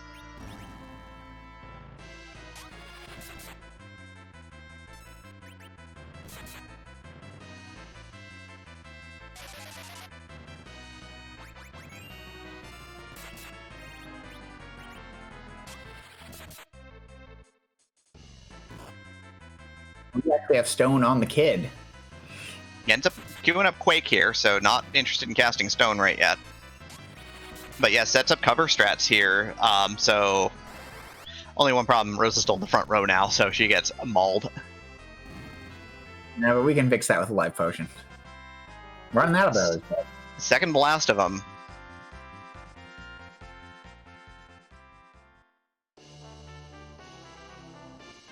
But yeah, getting his money's worth from cover Cecil here. It's just a power shirt, not a key item. So this also blanks at this point in time. McBain probably interested in the experience from this spot, but not much else. Yeah, I mean that was a good chunk of 160k something. Like that's good experience, but yeah, McBain still has the Wyvern spot, still has best warp in the game. So it's all behind the harp, though. Unless it's behind Wyvern. It's either behind Wyvern or it's behind the harp. Yep. The interesting thing is after this, Locke will have seen all the bosses here. We know in the booth that 5 out of the 6, of the 5 out of the 6 that we've seen, 4 of the 6 did not have the twin harp. 5th one did. Yep. And Locke is through the imps as well. Yep. Locke has, we'll get the power shirt, and now Locke has a decision to make, more so than McBain does. Yeah. Do they want to try Wyvern again? Do they want to try and find CPU? Do they want? It could be the hook behind the harp, just straight up. And it looks like Locke is interested in pursuing the check on Earth. It's playmaking time. We've got Wyvern on McBain's side. We've got music on Locke's side. It all kind of comes down to this at this point, unless McBain decides to bail on this. He's going to go down to speed 4 as well. He's going to finesse his party a little bit. He's going to cure 4. He's going to cure 2. So he's going to use up a little bit of Cecil's mana here. All right. Kind of the same interesting. Kind of the same adjustment that Locke made, right? Battle speed 4, make sure everybody's topped off, or give it another go. Hope Cecil's not topped off all the way. Cecil does have a slight chance of surviving this too, outright, but is going to get up 1 star Veil, and that's it. Edge is the only character fast enough to Veil. Nuke is going to hit Cecil for 1,000. Cecil not just surviving comfortably. That's a huge help. Yeah, we'll see what they want to do, if they want to try and race it. Oh, you race your Cecil's hitting for 5k. You race this. You push, baby. Let's go. Like it. Look, I like the aggression. Cecil's got an Excalibur and all the tools. He's got all the tools he needs: an Excalibur and an Avenger. And we get Rose off the ground. Hopefully, get experience. Yeah, Cecil just shrugged off that Mega Nuke like a boss. Easy game for McBain here. Is this it for him, though? Is this the hook? Is McBain going to take this race today? Spoon! Oh, no. Key item, yes. Key item we wanted, no. No, absolutely not. Rude. Double harp. This is it. The hook's got to be here. And McBain doesn't know that yet. So the question is, what does McBain want to do? Is McBain healing? He still has 1 check on the moon. Yep, 1 check on the moon. If McBain goes home and gambles the harp, he's in great shape because his DPS is spectacular. However, he is stopping. He is re-equipping. He is saving, and he is headed on down. But now, with all that hype out of the way, I think it's time to cram it so that we can listen to Edward jam it. Cram it. That's good. All right.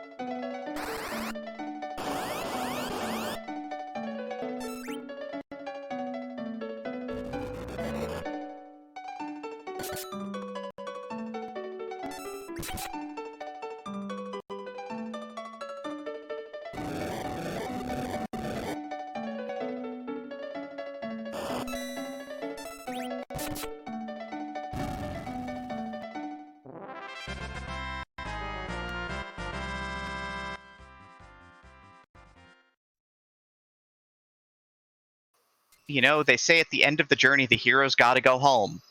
Pokemon Red, Route 1. It is the beginning of the end here. Locke is in go mode. Yep, the hook here as it had to be, as it could. Well, I guess it didn't. No, we knew it had to be. Locke didn't. Locke has left a few spots behind to gamble, but it has paid off as Locke has the pass, is on Earth, has the hook, and will shortly be getting their last objective filled in. Locke making the plays that it will at least send them into Zeromus earlier, maybe. Yeah, Locke wiped out at some of the most opportune times, honestly. Missing the Earth Crystal Chain, not interested in doing Feymarch at all. All sort of falls into place a little bit here, as Randomizer can do. Where's my airship? Where's my hovercraft? McBain's going to get the pass. McBain knows it's all behind the heart because he's 100%ed this seed up to this point. No checks missed. Obviously wants that pass. No way he's not taking it. It's going to make room for nothing else here, I guess. Right, just going to dump a little bit of inventory and then get on out. Pinktail turned in for Locke. Is this a crystal sword, maybe? Let's find out. If that's a crystal sword, then Locke's just a Dragoon. I mean, it is a marginal upgrade for Kane, but yeah, it's not the big stick that Locke might have needed to really push through here. McBain's got to do the harp music. He's got the pass in hand, though. So yeah, he was going to lose that 3 minutes either way, honestly. Yeah, is Dragoon an upgrade against Zeromus, or is this the White Spirit better? Yeah, I think ultimately, Defense Sword's accuracy might be there, but we've done it. We've made it to the end of the seed. Hour and 35 minutes. 4 objectives on the table for Locke. McBain, again, about the distance of the harp check down, but we are at the time of the most important question in Free Enterprise at this point.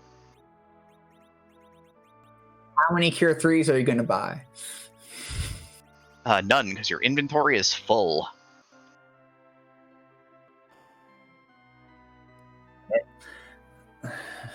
And there's Star Veils, no Silk Webs. I don't think that either of them got to pick up a Silk Web. Nope. But gonna grab some Ether 2s for, I guess, emergency purposes here. But chat is looking for some questions to be answered, it looks like. I don't know. I can't. It's just a Z and a question mark. What kind of cryptic language is that? I mean, as everybody who watches Free Enterprise knows, it is the language of Free Enterprise. You know, the final boss, Zeromus, is waiting for us down here. He's been waiting for us the entire time. But he takes a little bit of a different form every time we fight him. Moves are the same. Battle script's the same. But, you know, gets a little plastic surgery, gets a little makeover. Looks a little different every time. 453 sprites in the pool. God, I always forget that number. If it's 453, I'm great. If not, I have failed at my job today. Unfortunately, I believe it's 527. Whatever. It's like a billion at this point. 7 being a recent thing. I don't even know anymore. I've lost track. I can't count. It's so many. The important thing is that 2 of them are lobsters, and the rest aren't. You can say it if you want. Bring on the butt, friends. Let's do this. But whose butt? And what will we do to it? I mean, we're probably going to Avenger this butt today. It's true. No Excalibur on Locke's side, but Avenger. Plenty of good weaponry on Kane. We will see this shortly. No nuke on the kid, so my guess is that we're going to be pretty heavy on the meleeing. But is it wall? Oh, music. There will be a little bit of talking over the music as here comes Zeromus, and we've got... I guess we're going to go from one Game Boy hit to another. Time for a little bit of Kirby. Here's Krakow, everyone. Krakow checks out. Krakow has a big lightning type attack, right? Absolutely. Big whiff, though, on the slow from Rosa. Was too fast on the cast there before Zeromus took the first tick turn, so that is going to be sort of an irrelevant turn here. Going to have to cast slow with Tella instead. 2 Zerkers, though, already running, so the damage output is starting to pour out here. That's right. The crystal changes Zeromus' form, but Zeromus isn't really become vulnerable until they get to take their first actual action, which is what Demarine was referring to there. And McBain gets their hook and is also in go mode. We know they have higher damage, but can they catch up? Or is Locke going to successfully take down Krakowmus? Krakowmus. Well, bad news, Tella's dead. Good news, Rosa's not. Yeah, I think we'll make it. I think we'll be fine with Tella on the ground, lost in the clouds as he so often is. Oh wait, clouds! That even makes the Krakow fits in even more. Lightning attacks in the clouds. Krakow's right at home here. But yeah, it looks like so. We are on the look. It's really just going to be Kane and Cecil. We're going to reflect some drains with Palom here to at least keep the health up and push a little bit of extra damage. But, you know, the core of this party is the bottom 3 there that are still alive. Your Kane, your Cecil doing about 7,000 damage a cycle. It's a Reflect Virus here for the instant cast. Gonna just tack on a little bit of damage, but as long as Rose is alive, this party's in great shape. Yep, that's very true.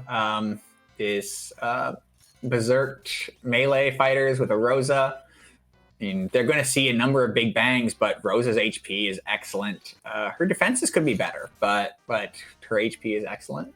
Yeah, the big thing here is that with Rosa White and the double Zerkers, like the extra virus damage is nice with the Stardust Rod and everything. So it is just going to be a push through strat here, and McBain's rabbit hole. McBain got rabbit holed pretty hard this seed, and this White is going to probably push Zeromus into phase 3. I mean, McBain, the checks made sense. They were reasonable checks with reasonable odds, and just didn't quite pay out for McBain. I mean, that's what they say, rando's going to rando, right? Like, I mean, sometimes you end up having a little bit more skill and catch a couple more breaks than your opponent, and it ends up not paying off because your opponent just decides, I can't do any of this, I'm just going to the moon. It's true. McBain pulling up probably 4.5 minutes behind here, and that's just kind of a rough break, but it's kind of how it goes sometimes. I mean, that was about the margin in yesterday's race between these two as well. So again, another pretty even race between the two of them. Just decided by small factors, decided by which checks paid out and which ones didn't. Rocksfall for Locke, everyone well above 2,000 health though, so it's going to take at least 2 volleys of rock to take out this party. Gonna re-berserk Cecil. Kane's still going to go because the Avenger will restart in just a moment.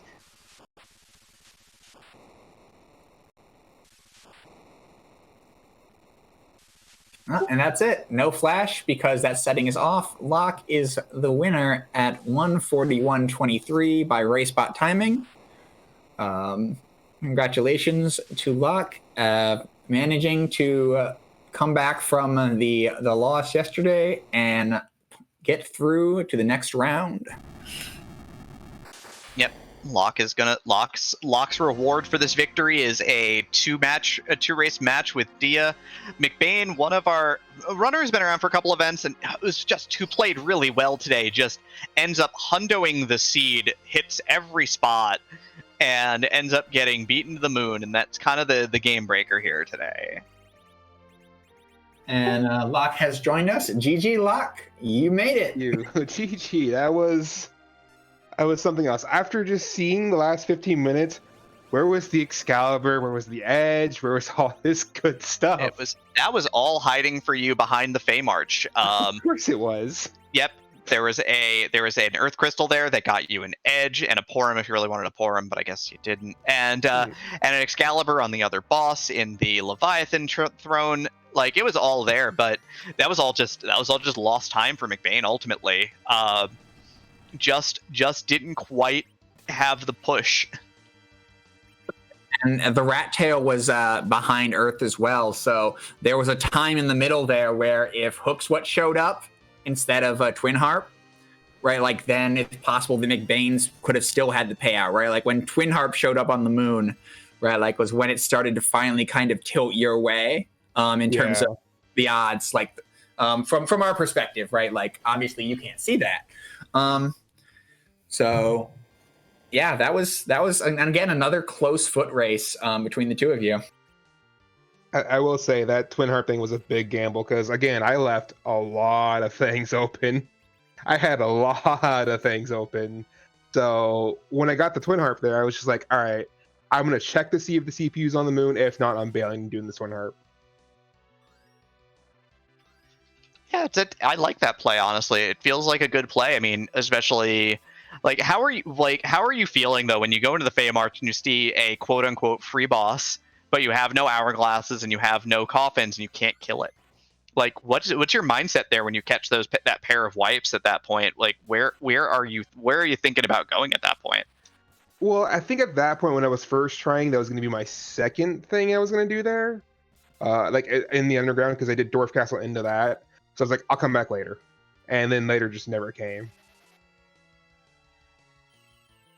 Because, yeah, I didn't have anything to really stop then. I was going to try to do, like, maybe stop with Palom, try to get a week off with Tella, but they punch really hard and really fast. So I'm like, I'll do it later, you know?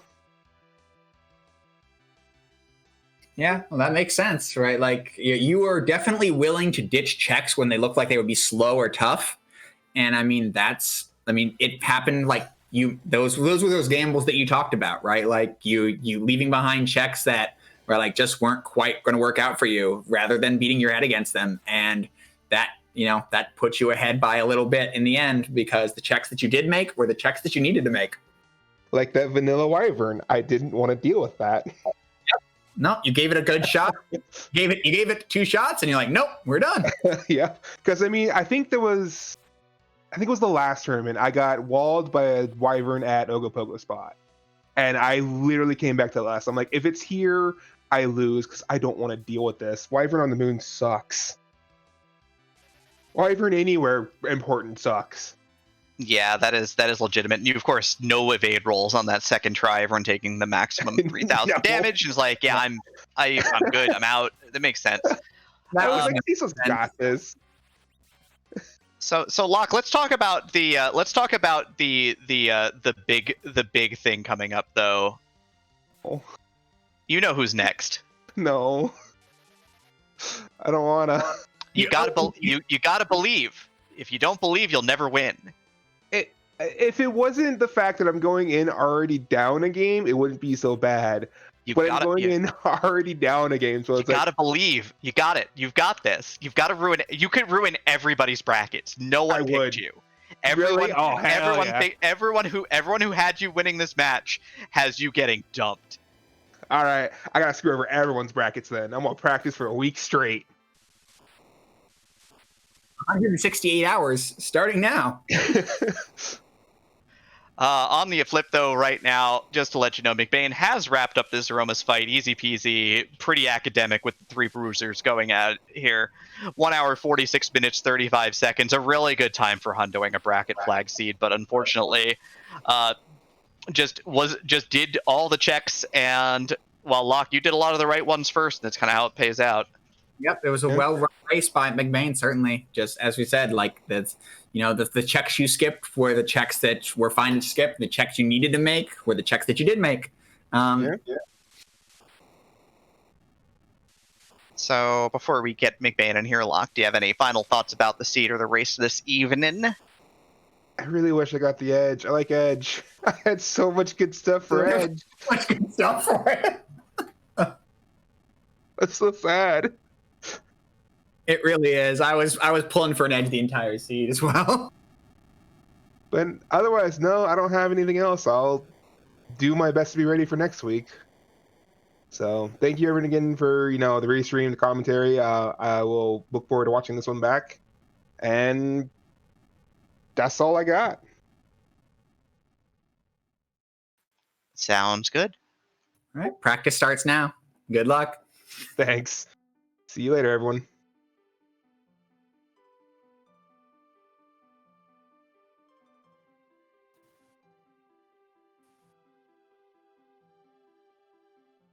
And we are joined by McBain this afternoon as well. A good run, McBain. GG. How are you feeling right now? I'm exhausted a little. It's like all this tournament. I'm 17 out of 17 everything all the time. Yeah, you really did. You checked everything this time around, and just the order was not quite right. Nope. And I had all the gear in the world. Yeah, you really did. Your team was really humming. It just, I mean, it was looking, you were definitely kind of like, you had made more checks, right, like per time unit, and it just didn't end up paying out for you, right? Like it could have so easily paid out for you if the hook had been in a slightly different position, or if, right, like any number of things, right, like, and would have benefited you there, and it just didn't quite do it. You did an excellent job with bosses, right? Like you didn't take any like surprise wipes. You didn't like you cleaved through things pretty well, pretty quickly. The cover strats down there, excellent, right? Like a choice identification of how to take down the guards at that spot without hourglasses. Yeah. I should have stick with never fey much. Really, that's really the old thing.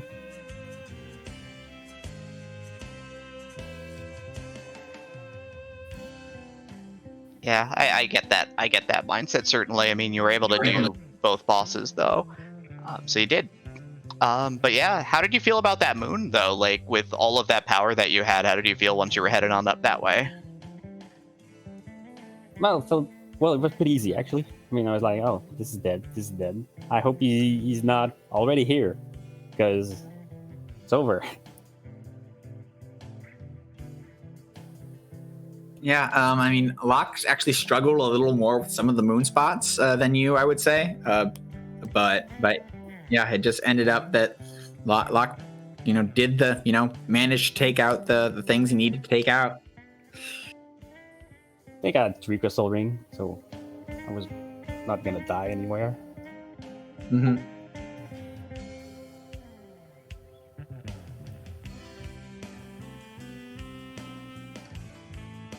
Yeah, admittedly, that is a nice feeling. You've got an Excalibur Cecil with the Avenger and a crystal ring, and you've got all the gear you could ever want. But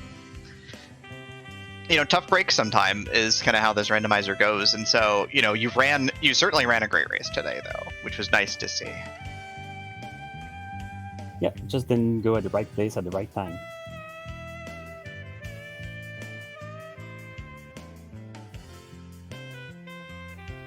Absolutely. So gonna play more Free Enterprise during the off season, hopefully. Gonna go crush the ladder, maybe. Gonna go run some races with everybody. Yeah, for sure. I think you're already the best game ever, so why would I stop?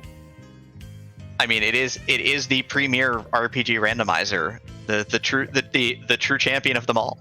Yep. Wow, strong statements here in the Free Enterprise community, but I mean, it's the Free Enterprise community, so I guess we're a little biased. Yeah, just a little. Can't wait to watch more games because I don't have to practice anymore. It's true.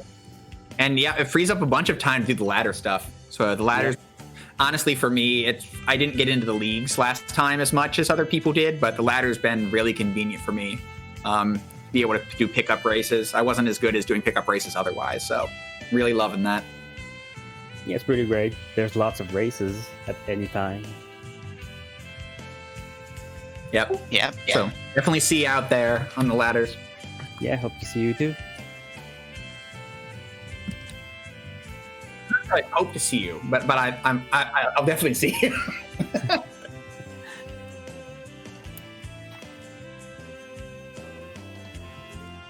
Yeah, truly one of the finest runners we've got out here. McBain making it to brackets, definitely showing his stuff. Just not everybody can advance, unfortunately. So that's the nature of the game. But do we have any final thoughts before we wrap this party up? Not really. Just good job to everyone. Can't wait to watch the rest of the tournament. Gonna be fun. Thank you for that. And yeah, it definitely will be. We've got plenty of tournament left. This is the opening round, as the thing says. We've got best of threes all the way down this time around, and so you'll get to see a lot more free enterprise in the coming weeks as we winnow down from a fairly competitive Swiss to an even more competitive brackets. Yeah. Thank you so much, McBain. Have a good night. Thank you. Have a good night. And of course, Mecca, do you have any final thoughts before we wrap this party up? No, I mean, not really. We saw a race much like the last one. A good solid foot race between two very skilled players, right? Where small differences ended up, mattering, right? The items were favored one person over the other in each of them, and that's how a close race goes, right? It's the classic paradox of skill, right? When you got two people that are evenly matched, right? The result is determined by which one makes a mistake, which really didn't happen here, and where the items are. Yeah, absolutely. So just before we go, just to let everybody know, tomorrow, more brackets, more first round. Chaos Hades all day. Game 2, 7 p.m. RPG limit break. Slack Hollis yesterday. I didn't get to watch this yesterday. I had to rewatch it. That was the one I watched yesterday. That was a good one. At 8 p.m. tomorrow on Free Enterprise here on the flagship, we've got Slackaholicious versus Woobear. Slack's first bracket stage, Woobear's second. We're back at 8 p.m. here tomorrow night. Tonight, though, we're going to go hang out with Cubs Roll 21 because, he loves this randomizer too. So we're going to head on over there on behalf of our restream tonight. Xenocat handling the restream. Xenocat was on tracker today. Gundam Pilot Spaz was on the restream. I got that backwards. Don't mind me. But let's head on out. Thank you all for coming out and have a wonderful night. Thank you all. Cubs rule.